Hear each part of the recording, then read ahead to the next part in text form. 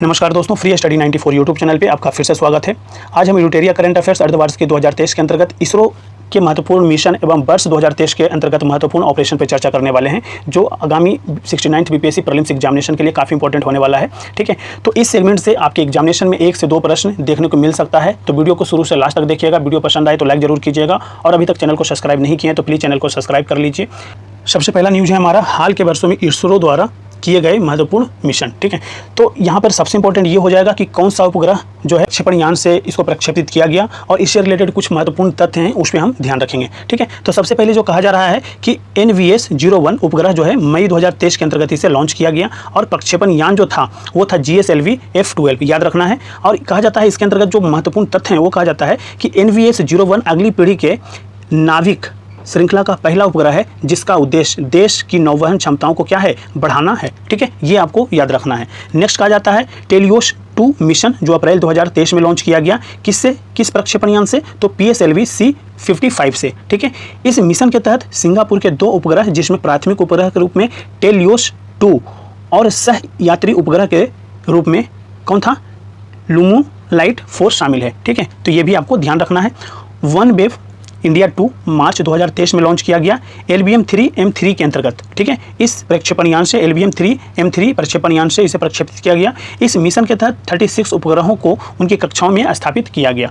EVS-07 की बात करें तो फरवरी 2023 में इसे लॉन्च किया गया था SSLV D2 प्रक्षेपण यान से। ठीक है, EOS-07 एवं 2 अन्य उपग्रह जानुस 1 जो अमेरिका का है एवं चेन्नई स्थित स्पेस किड्स इंडिया के आज़ादी सेट 2 को लॉन्च किया गया। ठीक है, EOS-06 की बात करें तो नवंबर 2022 में इसे लॉन्च किया गया था PSLV C54 प्रक्षेपण यान से। सेट 3 और 8 अन्य नैनो उपग्रहों को इसके द्वारा क्या किया गया, लॉन्च किया गया। OneWeb इंडिया 1 की अगर हम बात करें तो अक्टूबर 2022 में इसे लॉन्च किया गया था LBM-3M2 के प्रक्षेपण यान से किया गया था। यह LBM-3 का पहला वाणिज्यिक मिशन है। इसरो ने इस मिशन के द्वारा 36 कॉमर्शियल सैटेलाइट लॉन्च किए हैं। ठीक है, ये आपके एग्जामिनेशन के लिए काफ़ी इंपॉर्टेंट है। कहा जाता है EOS-02 अगस्त 2022 में इसे लॉन्च किया गया SSLV D1 के द्वारा। EOS-02 इसरो द्वारा विकसित एक पृथ्वी अवलोकन उपग्रह है। ठीक है, DSEO मिशन जून 2022 में इसे लॉन्च किया गया, किसके द्वारा, तो PSLV C53 के अंतर्गत। ठीक है, सिंगापुर के 3 उपग्रहों को सफलतापूर्वक लॉन्च किया गया। इसके साथ 2 भारतीय स्टार्टअप कंपनियों के सैटेलाइट को भी लॉन्च किया गया। GSAT-24 जून 2022 में इसे लॉन्च किया गया एरियन 5 के द्वारा। ये सैटेलाइट टाटा कंपनी ने DTH सर्विस प्रोवाइडर का काम करेगा। EOS-04 की अगर हम बात करें तो फरवरी 2022 में इसे लॉन्च किया गया था PSLV C52 के अंतर्गत। ठीक है, EOS-04 एक रडार इमेजिंग उपग्रह है। EOS-4 के साथ 2 छोटे उपग्रह INS-2TD और InspireSat-01 छोड़े गए थे। ठीक है, तो ये कुछ इंपॉर्टेंट इसरो के द्वारा महत्वपूर्ण मिशन है जो 2022-23 के अंतर्गत किए गए थे। ठीक है, और सबसे इंपॉर्टेंट जो है वो है चंद्रयान 3।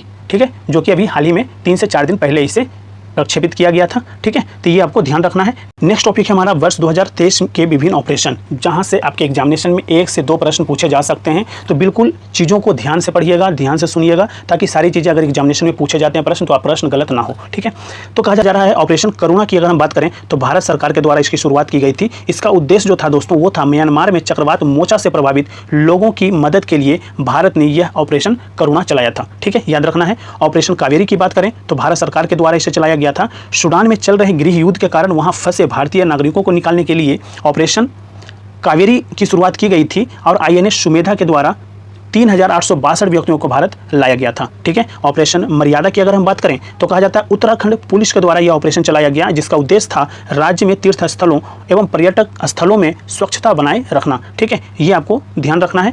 नेक्स्ट कहा जा रहा है ऑपरेशन सद्भावना, तो ये भारतीय सेना द्वारा चलाया गया जम्मू कश्मीर में ग्रामीण क्षेत्रों और LOC के पास के क्षेत्रों में लोगों की मदद करने के लिए। ठीक है, ये भी आपको याद रखना है। नेक्स्ट कहा जा रहा है ऑपरेशन ऑक्टोपस, NIA और ED के द्वारा चलाया गया कट्टर इस्लामिक संगठन popular front of India PFI के विरुद्ध देश में हिंसा फैलाने एवं टेरर फंडिंग को लेकर छापेमारी इसके माध्यम से की गई थी। इसका उद्देश्य था। ऑपरेशन दोस्त की बात करें जो आपके एग्जामिनेशन के लिए काफ़ी इंपॉर्टेंट होने वाला है, यह है भारत सरकार द्वारा इसे चलाया गया, और तुर्की एवं सीरिया में आए भूकंप से प्रभावित लोगों की मदद के लिए भारत सरकार द्वारा ऑपरेशन दोस्त चलाया गया। ऑपरेशन गरुड़ की बात करें तो कहा जाता है CBI और NCB के द्वारा इसे चलाया गया, और अवैध मादक पदार्थों की तस्करी नेटवर्क के खिलाफ एक बहुचरणीय ऑपरेशन ये था एक प्रकार का।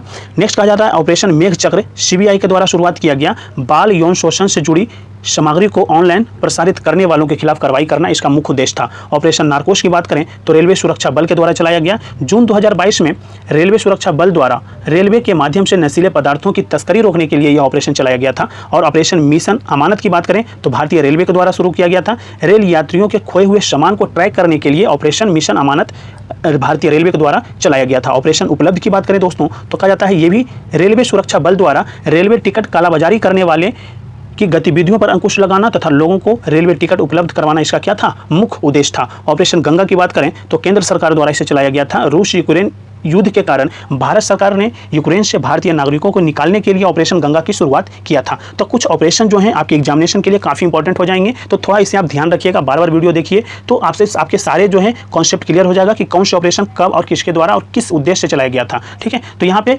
आपको थोड़ा सा कहा जा रहा है जो इंपॉर्टेंट है, कहा जा रहा है ऑपरेशन दोस्त। यहाँ पे देखिए कहा जाता है यहाँ पे कि 6 फरवरी 2023 को 7.8 रिएक्टर तीव्रता वाला वहाँ पे विनाशकारी भूकंप आया था। कहाँ पे? तुर्की और सीरिया में। ठीक है, जिसके कारण भारत सरकार ने तुर्की एवं सीरिया में राहत एवं बचाव कार्य के लिए राष्ट्रीय आपदा मोचन बल यानी NDRF की टीमों को वहाँ पे भेजा और भारतीय वायुसेना के C-17 ग्लोब मास्टर विमान को इस मिशन में लगाया गया था। कहा जाता है कि भारत ने तुर्की एवं सीरिया में इस खोज और राहत अभियान का नाम क्या रखा था, तो ऑपरेशन दोस्त इसका नाम दिया था। ठीक है, ऑपरेशन गंगा की अगर हम बात करें तो कहा जाता है कि 26 फरवरी 2022 को भारत सरकार द्वारा विदेश मंत्रालय के सहयोग से ऑपरेशन गंगा की शुरुआत की गई थी। इसका उद्देश्य क्या था, तो यूक्रेन में फंसे भारतीय छात्रों और लोगों को बाहर निकालना। ठीक है, इस ऑपरेशन के तहत 2300 से अधिक भारतीय नागरिकों को एवं 18 देशों के 147 विदेशी नागरिकों को भी यूक्रेन से सफलतापूर्वक बाहर निकाला गया था। रूस के द्वारा घोषित 2 स्वतंत्र क्षेत्र थे, डोनेत्स्क और लुहांस्क, यूक्रेन के उत्तर पूर्वी भाग का हिस्सा था। और अन्य बिंदु की अगर हम बात करें तो कहा जाता है यूक्रेन की राजधानी कहाँ है,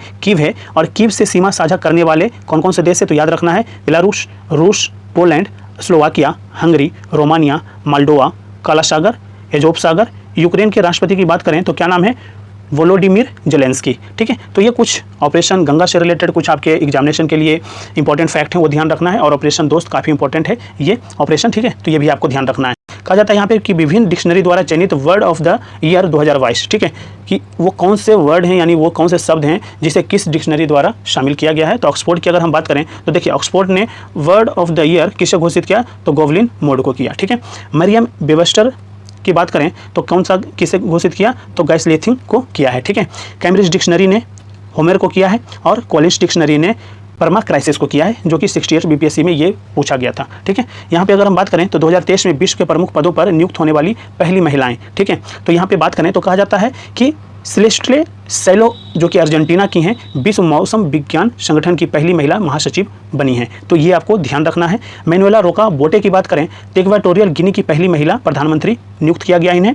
डीना बोलुआर्ट की अगर हम बात करें तो पेरू की पहली महिला राष्ट्रपति बनी है। नताशा पर्क मूसर की बात करें तो स्लोवेनिया की पहली महिला राष्ट्रपति बनी है। और यहाँ पर बात करें कि जॉर्जिया मेलोनी की बात करें तो इटली की पहली महिला प्रधानमंत्री बनी है। रियाना वरनावी की बात करें तो सऊदी अरब की पहली महिला अंतरिक्ष यात्री बनी है। और नौरा अल मतरोशी की बात करें तो UAE की पहली महिला अंतरिक्ष यात्री बनी है। और सना रामचंद्र गुलबानी की बात करें तो पाकिस्तान के पहले हिंदू महिला असिस्टेंट कमिश्नर बनी है। तो इस तरीके से कुछ इंपॉर्टेंट आपके एग्जामिनेशन के लिए इंपॉर्टेंट फैक्ट्स हैं, उस पर हमने चर्चा किया है। ठीक है, तो वीडियो पसंद आए तो लाइक जरूर कीजिएगा और अभी तक चैनल को सब्सक्राइब नहीं किए हैं तो प्लीज़ चैनल को सब्सक्राइब कीजिए। और PDF के लिए आप हमारे टेलीग्राम चैनल ज्वाइन कर सकते हैं। Thank you so much.